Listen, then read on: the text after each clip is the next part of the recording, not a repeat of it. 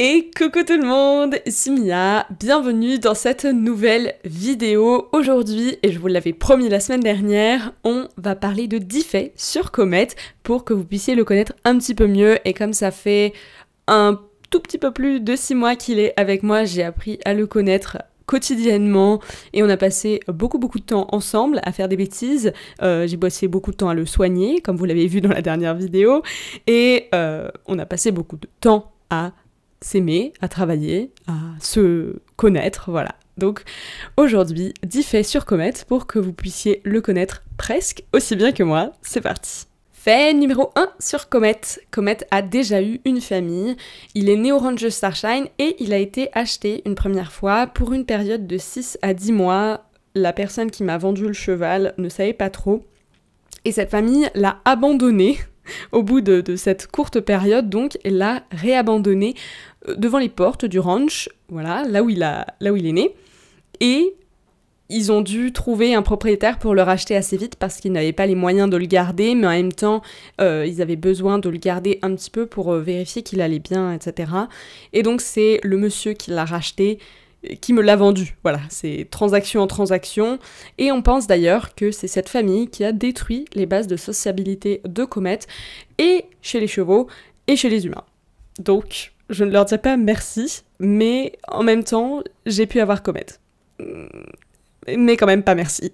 Fait numéro 2 sur Comet, il a été débourré selon les codes de l'équitation reining. Pour les personnes qui ont déjà vu la vidéo de son essai, vous le savez. Mais voilà, c'est la raison pour laquelle il a une arrière-main massive et des épaules très musclées.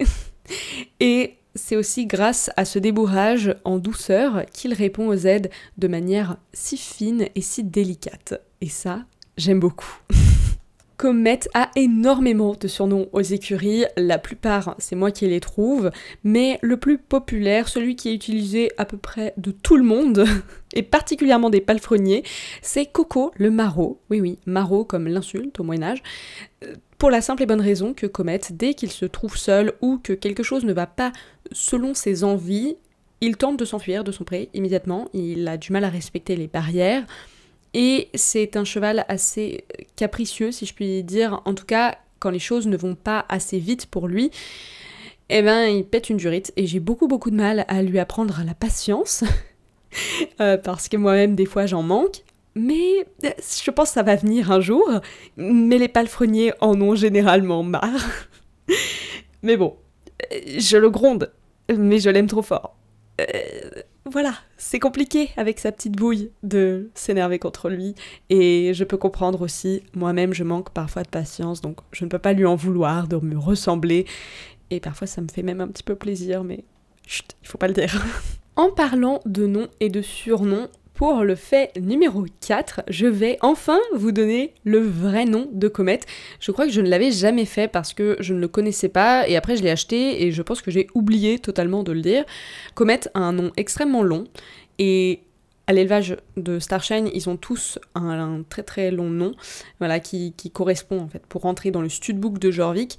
Mais ces chevaux qui viennent de cet élevage ont leur nom d'usage et leur nom de papier. Comet n'échappe pas à la règle, et le nom complet de Comet, c'est Sunlight Comet of Jumping Dreams. Si je devais l'appeler comme ça à chaque fois que je parle de lui, je pense que j'en aurais pour toute une vie.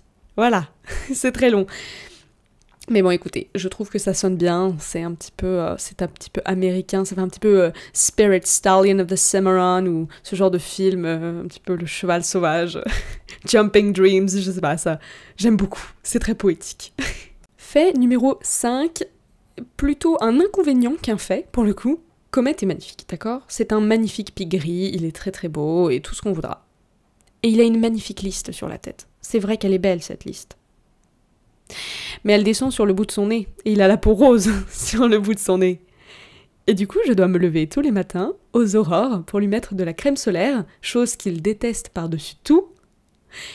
Et j'ai beau changer de crème solaire, l'odeur reste à peu près la même, et de facto, la réaction de Comet aussi. Il lève la tête, il fait ses petits caprices, il n'aime pas ça, mais il n'aime pas non plus quand il se prend des coups de soleil et qu'il y a des croûtes qui grattent sur son nez, ça lui fait mal. Donc je suis obligée de le torturer un peu, pauvre poney, pour éviter qu'il n'ait à souffrir d'un gros nez rouge, qui le ferait ressembler à un clown. Voilà. Fait numéro 6 sur Comet, et alors là je vais vous raconter un secret. Ne lui dites pas que vous savez. Chut, il faut pas qu'il sache. Comet est amoureux, enfin en tout cas je pense.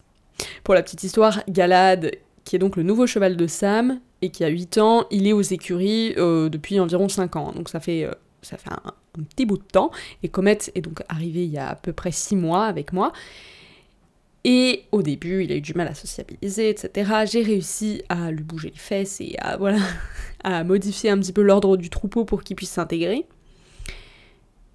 Et au début, avec Galad, c'était un petit peu compliqué, ils ont eu du mal à devenir copains et tout. Mais depuis ce jour-là, ce jour fameux, je ne sais pas ce qui s'est passé, ils ne se lâchent plus.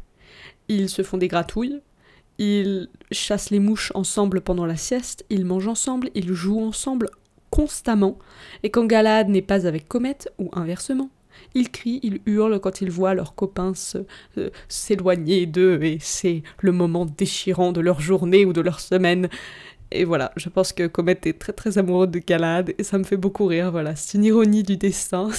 Je suis très très amoureuse de Sam, et Comet est très très amoureux de Galad. Je pense qu'on s'est tous très très bien trouvés. Fait numéro 7 sur Comet.